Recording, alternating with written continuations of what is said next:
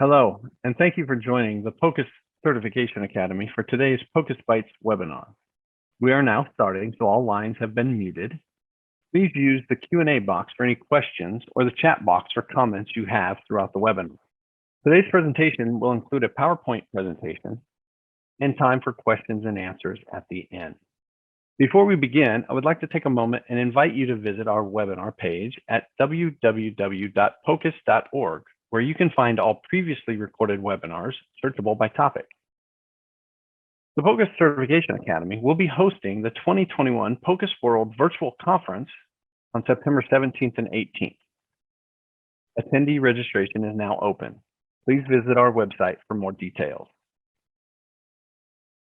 Today's topic is POCUS in the management of COVID-19 patients, and our speaker is Dr. Christie G. Visperas. Dr. Visperas is an internist, pulmonary vascular medicine specialist who has special interest in point-of-care ultrasound of the lungs, heart, and deep veins. She is an assistant professor at the Department of Physiology and Department of Medicine in the Faculty of Medicine and Surgery at the University of Santo Tomas. She teaches lung, heart, and deep vein ultrasound to her physiology and medicine students and her pulmonary fellows at the University of Santo Tomas Hospital. She has completed several ultrasound trainings in the Philippines, as well as in the Ultrasound Institute of the University of South Carolina in the United States. Thank you, Dr. Visperas, for being with us today. Good day, everyone. I will be lecturing on the POCUS in the management of COVID-19 patients. I'm Dr. Christie G. Visperas from the University of Santo Tomas, Faculty of Medicine and Surgery from Manila, Philippines. Thank you for your invitation in this webinar. I have no disclosures or financial or significant relationships with industry or commercial supporters to disclose, and this is me with my pulmonary fellows and resident doing one of our point-of-care ultrasound in the ICU. Learning objectives for this talk is to highlight the importance of POCUS in the management of COVID patients, to correlate the lung ultrasound findings, and to present the critical and severe COVID patients that I have collated over the past year that we have been around in the pandemic, and to demonstrate the utility of point-of-care ultrasound in mitigating the complications of COVID, such as deep vein thrombosis in our critically ill patients. So this one just showed to us the integration of point-of-care ultrasound in COVID-19 patient management. Of course, patients who are admitted right now, they could also be we could do POCUS in the triaging of our patient. But what I'm particularly concerned about is in patients in the ICU, for which integration of in-care or intensive care unit point-of-care ultrasound and the algorithm will be into monitoring of the disease and quantifying probably increase or the decrease in the number of B lines and the size of consolidation if patients will have that in the progress of their disease, and of course in correlation with recruitment maneuvers that we are actually doing in the ICU, since I'm a pulmonary critical care physician. And of course, we try to see if there are other dysfunctions which are happening to our patient. In this particular a journal from St. Julie's in Postgraduate Medicine in Journal, they were able to see up to the point of triaging and emergency room and at the intensive care unit how POCUS will be able to see or help in management of our patients with COVID-19.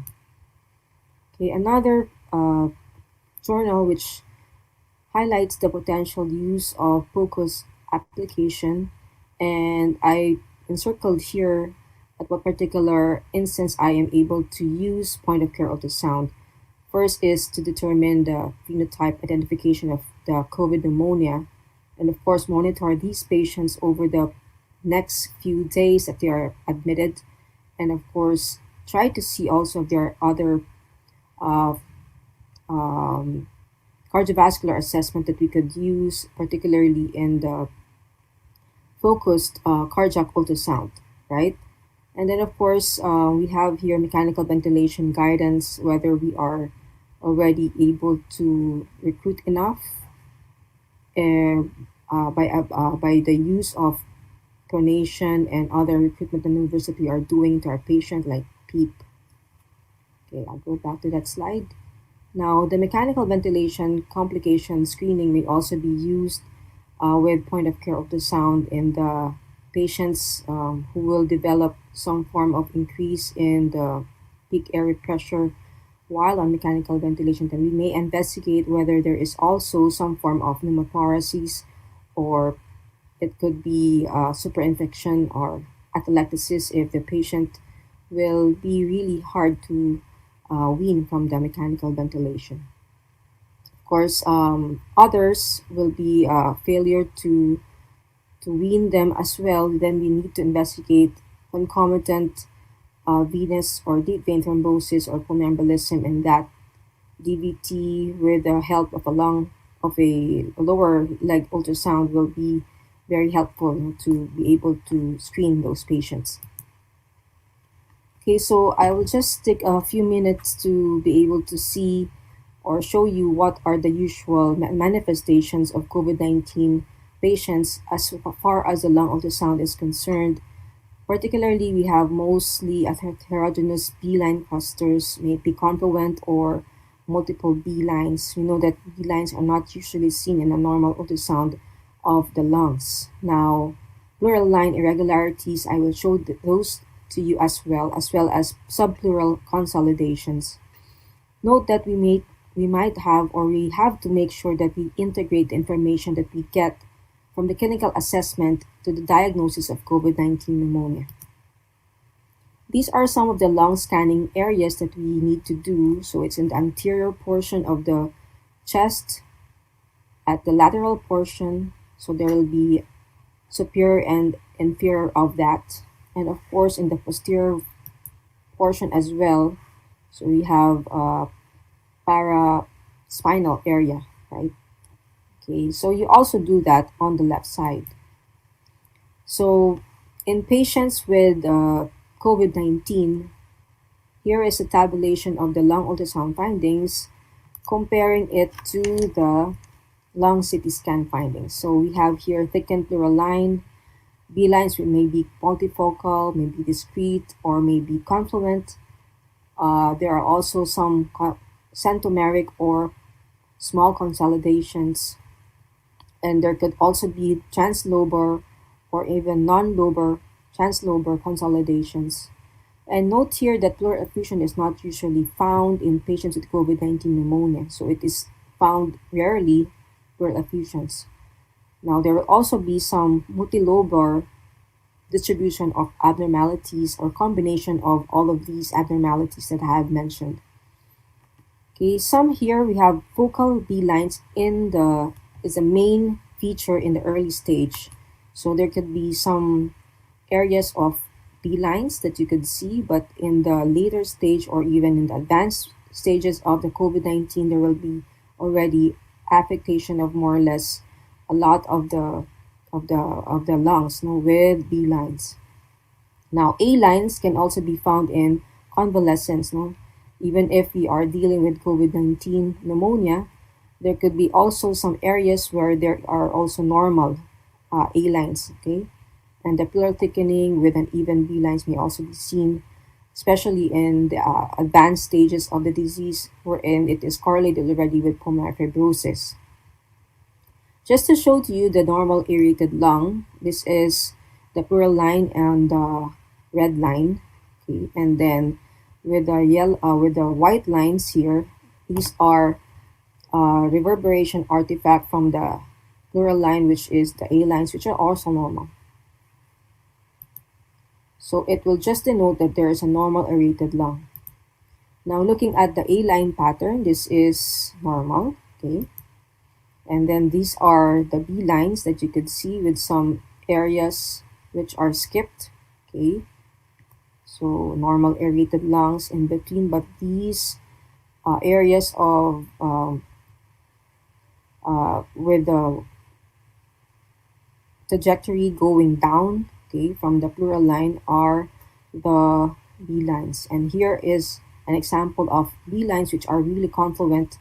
And if you can see most of this one already, it will correspond to the white lung that we usually will read on in the journals.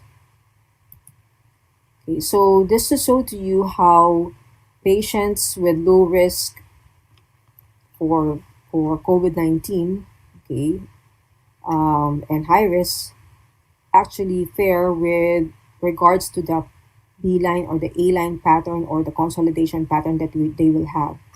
So, for example, low risk patients who are really well appearing with normal respiratory rate and normal oxygen saturation will have a normal A line pattern. And so, a lot of times in the literature that we could see and some of the practices of our physicians in the emergency room, they get discharged already. But if they're a scattered B-line pattern, then you consider chest radiograph imaging and consider discharge also if they are not that toxic looking.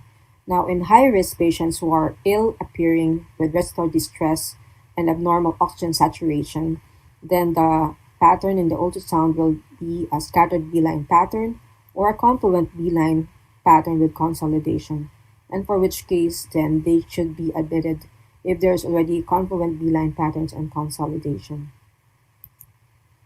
Right, so just to show you again before we dive on into the cases that I've got, patchy comet tail artifact, which is also found in patients with COVID-19. Okay, so comet tail artifact. And of course, here you can see that the pleural line is discontinuous with areas of localized edema. Now, here is a fragmented and irregular pleural line. Okay, it's not that smooth that you usually see in normal individuals. And here again is a subpleural lesion with nodular consolidation and a comet artifact. And of course, in the dependent portions of the lungs of these patients, a lot of times we need to try to see if there is areas of fluid or consolidation. So this one will just show to us area of consolidation with the bronchograms. And here, a little bit of fluid. Okay, so for my first case is a 74-year-old male that I saw in the early part of the pandemic last year, who came in because of decrease in speech with cough. So the patient is a known case of diabetes and a previous smoker. At the emergency room, the patient was tachypnic at 34 per minute and desaturated at 88% at room air.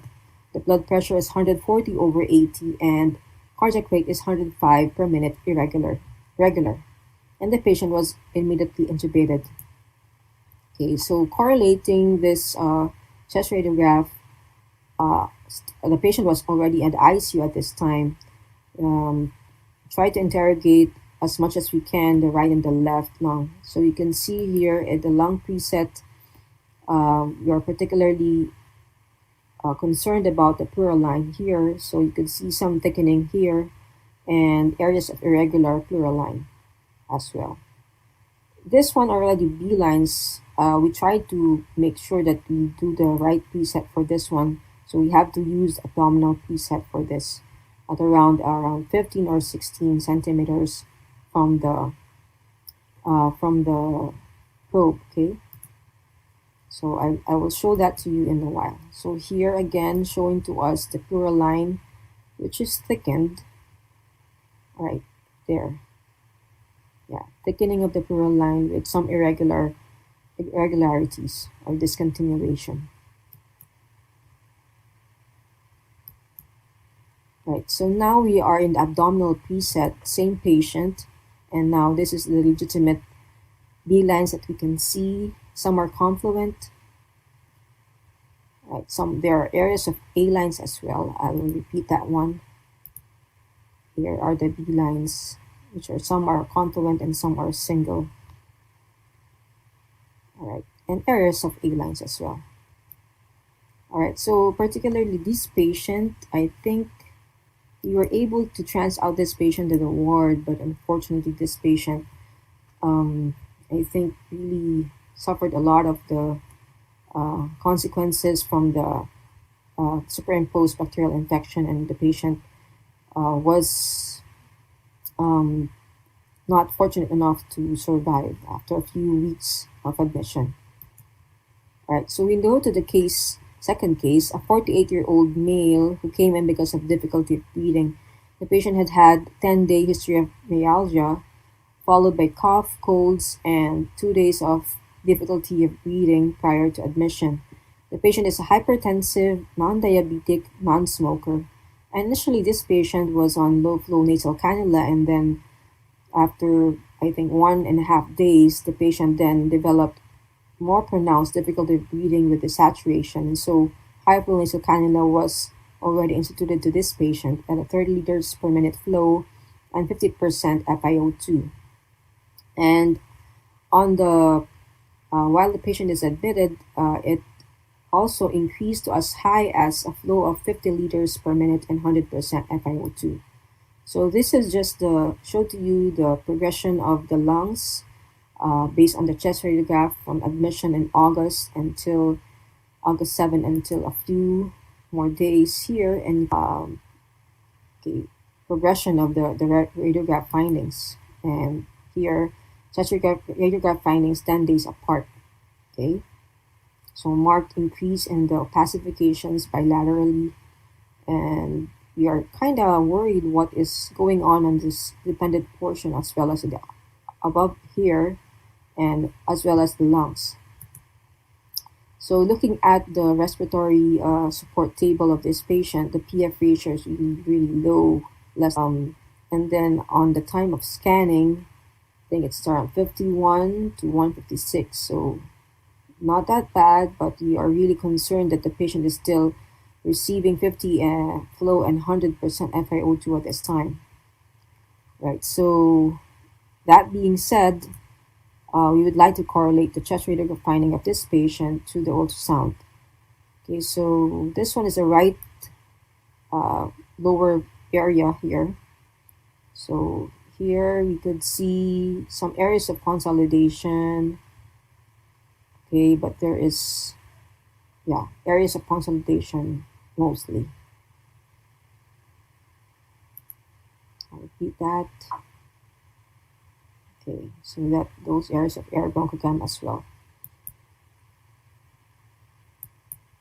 Now looking at this one, here is a view of the lung. You can see some discontinuation of the pleural line here and some form of thickening as well. This is at the lung preset.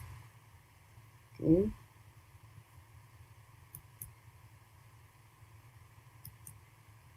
Now looking at some of the areas which are spared, there are A lines as well, right? So not all of the lungs is really, having B lines.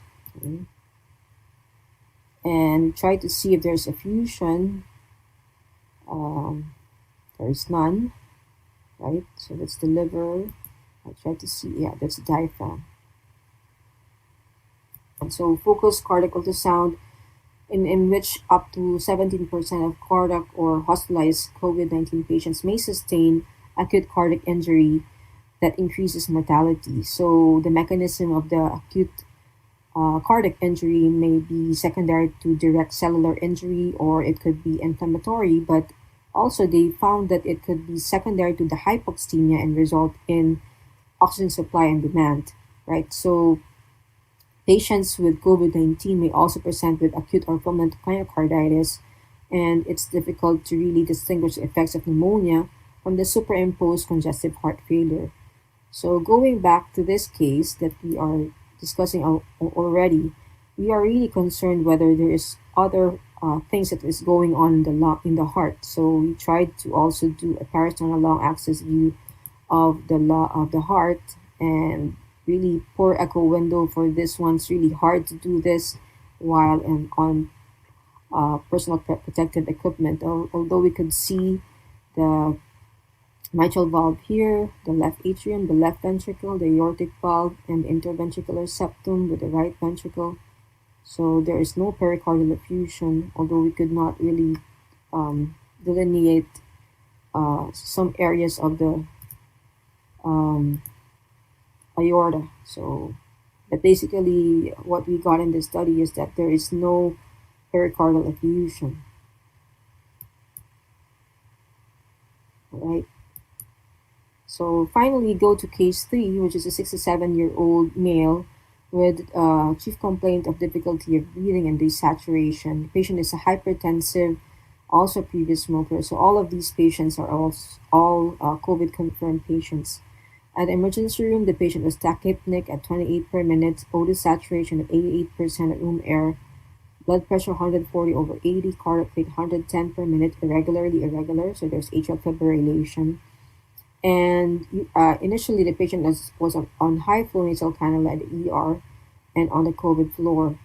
And the patient has been on high flow nasal cannula for 2 weeks. And the patient then developed right leg swelling, which is 5 centimeters more pronounced or bigger on the right side compared to the left.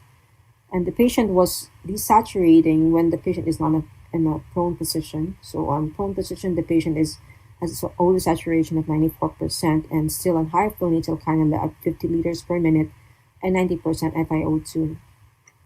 ABG showed PF ratios of around 69, so really, really low. So we tried to do a point of care ultrasound of the legs. So this is at the level of the inguinal.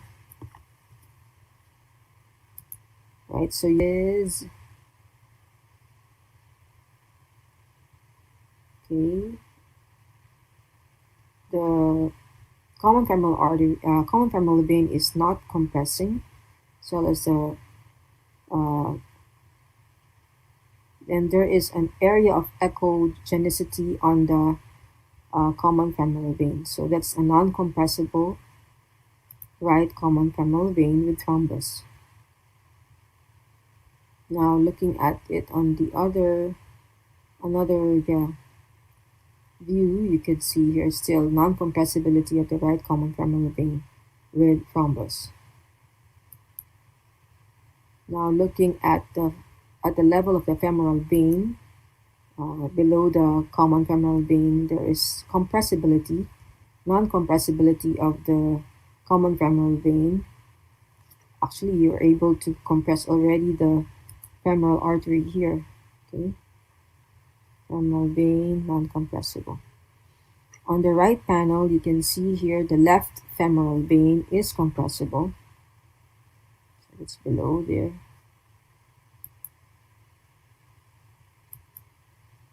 And another look of the non-compressible common femoral vein with thrombus. Yeah, it's really non-compressible.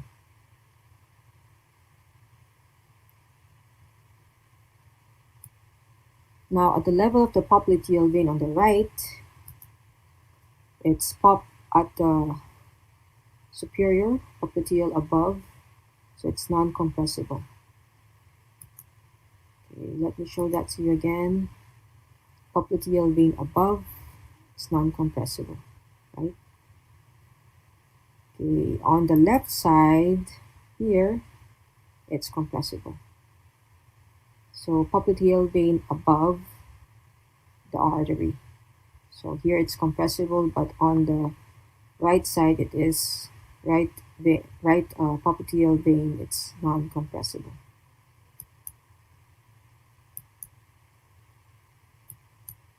Alright, so the POCUS of the legs, you usually do the lower extremity ultrasound in patients with unexplained right ventricular dysfunction or unexplained refractory hypoxemia. For this matter, this patient particularly had prolonged hypoxemia, still on high flow nasal cannula, but of course the more pressing concern was on the acute leg swelling on the right. So we are really suspecting a DVT, and of course vis-a-vis pulmonary embolism is not an impossible thing that could happen to the patient. So we were really concerned about that. So P is a possibility. So at this time, I'm going to wrap up my talk. So what have we learned so far? Point of care ultrasound is important in the management of COVID-19 patients by virtue of it being portable, repeatable, and done at the bedside. So you're able to assess and reassess your patient at a day-to-day basis. Now, we know that in lung ultrasound COVID-19 patients, there could be thickened pleural line, pleural line, confluence of B lines and subpleural edema, and there could also be comet tail artifacts and consolidation, which could be which could denote already a superimposed bacterial infection or ventilator-associated pneumonia in patients who are admitted for it. Now, non-compressibility of the femoral vein or popliteal vein with or without thrombus will denote proximal DVT or VTE, which is also a complication of patients with COVID-19. With that, I end my talk. Thank you for listening to this, and I'm ready to take any questions later on. Thank you, Dr. Visperas. That was a great presentation. Before we move into the questions and answers, I do have, here at the POCUS Certification Academy, we do like to do some evaluation along with our learning of our educational offerings. So before we begin that, I have some poll questions that I'm going to bring up on your screens.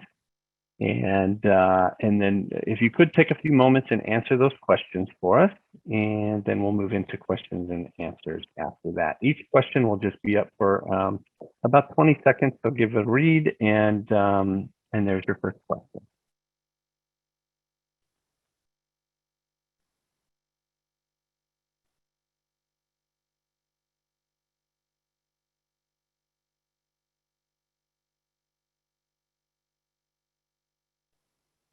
Answers are starting to come in.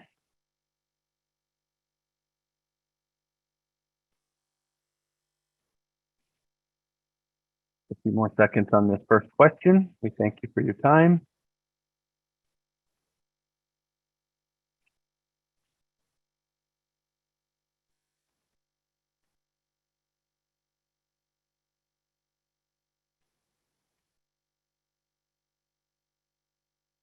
Okay, and then we're going to go ahead and move. I'm going to stop that one.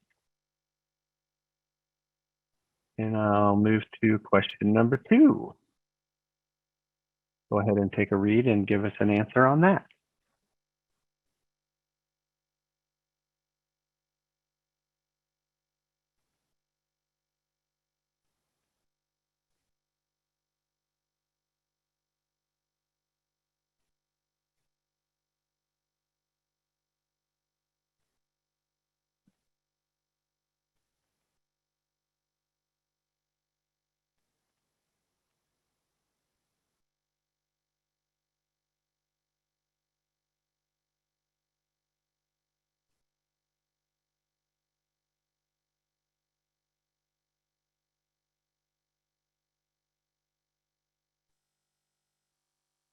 And just a few more seconds on this question.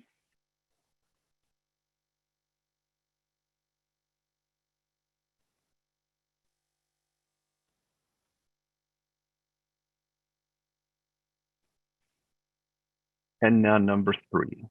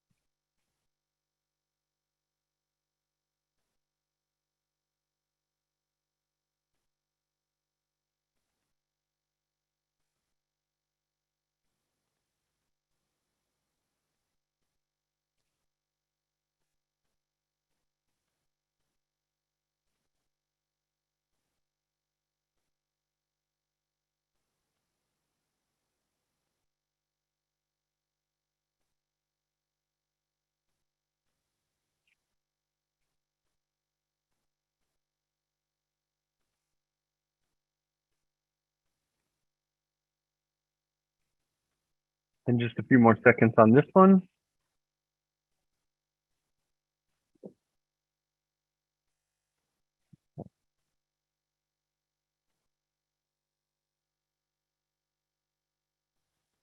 Okay. second that polling as well. Now, we can go back to Dr. Visperas. If you been on mute, if you could come off of mute, then we could share the results. And if you'd like, you could go through the questions and responses. Okay, so for the first question, what are the added benefits of doing POCUS in patients admitted for COVID-19? So you are correct. 39 of you got it correctly. It is the repeatability of the procedure. The ultrasound is portable, and you could decrease the unnecessary exposure of patients and the healthcare workers going to and out of the room. Okay, so that is the reason why the answer is all of the above. Okay, so we'll stop the share on that one. Let me come to number 2, and then you'll see the results there. So a little different there. Yeah, so the second question is, which of the following ultrasound findings is expected in COVID, moderate, severe, or critical patients? So no. So yeah, the answer is many B lines. No? So we don't usually see anechoic areas above the diaphragm, which is effusion. So that's an incorrect answer. No lung sliding is not a correct answer as well, because that is usually a finding in pneumothorax and not in COVID, moderate, severe, or critical. So the correct answer here is many B lines. Okay, and then let's take a look at number 3. All right, so our final question, a COVID-19 confirmed gentleman on high flow nasal cannula is already on the 10th hospital day, and he had unilateral leg swelling, and the right leg measured 3 centimeters more than the left. Which of the following is expected on POCUS of the legs? So your answer, or most of you answered it correctly. 27 of you answered it. Non-compressible common femoral vein, femoral vein, and the popliteal vein on the right. Okay, so the others are not correct answers because they are pertaining to the artery. Okay, and then if you compress the saphenous vein and the lesser saphenous vein, it means it does not have any obstruction, so it is incorrect also. So it is supposed to be a non-compressible common femoral vein, and popliteal vein on the right. Okay. Okay, great. We'll go ahead and stop the share on those. Thank you for going through the questions with the audience and the answers and rationales. We do appreciate that. We can now move into the question and answer session of our webinar. And we do have one question that has come in. Before I read that, if you other attendees, if you have questions that you would like to ask, go ahead and open up that Q&A box that should be at the bottom of your screen. And you can go ahead and type your question right in there, and we'll get to those in the order that they come in. The first question came in from an echocardiographer and would like to know any specific things one should review of a COVID-19 positive patient while doing a POCUS procedure, and what abnormalities may be noticed. Okay, so that's a great question, Dr. Ahmed. So usually there is a coexisting prothrombosis and myocarditis, no, for patients with COVID. So probably you might want to think or kind of interrogate the area of the left ventricle and the ejection fraction in total. So a lot of times the heart function of the patients with COVID may decline, as well as signs of myocarditis. If you're going to do an echo, maybe indirectly you would like to see if there is pericardial effusion. All right, and then in correlation to venous thrombosis, a lot of times, or I have seen, I think 1 case or 2 cases wherein the thrombus have lodged into the right ventricle. So it's one of the things that you have to look for, especially in patients with COVID-19. I'm not an echocardiographer, but probably in the bedside when you do POCUS, that those are the things that you would like to see or observe. Okay, great. Okay. We'll go ahead and pause there for a moment. If anybody has any other questions, that we'll give you another minute here to write in your questions in the Q&A box.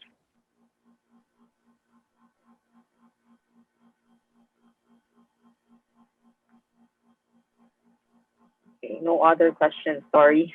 Yep, no other questions coming in. So what we will do is I have one more poll question that I would like to bring up real quick. Okay. And have the audience answer another question for us on our polling. So you'll see another question pop up on your screen. If you could take a moment and answer that question for us, we certainly would appreciate that. And while you're doing that, I'll just thank you again, Dr. Visperas. We really, really appreciate you being here. Great presentation today. Thank you. Okay. And that wraps up our session for today. So a recording of this webinar will be made available on the POCUS.org website within about a week. For more POCUS talks, check out our Focus on POCUS podcast, POCUS blog posts, and of course, follow us on social media where we post regular POCUS clinical challenges. And don't forget to check out our POCUS World Virtual Conference page at www.pocus.org. Thank you for attending our webinar today, and we look forward to seeing you on a future webinar. Thank you again for attending. Thank you.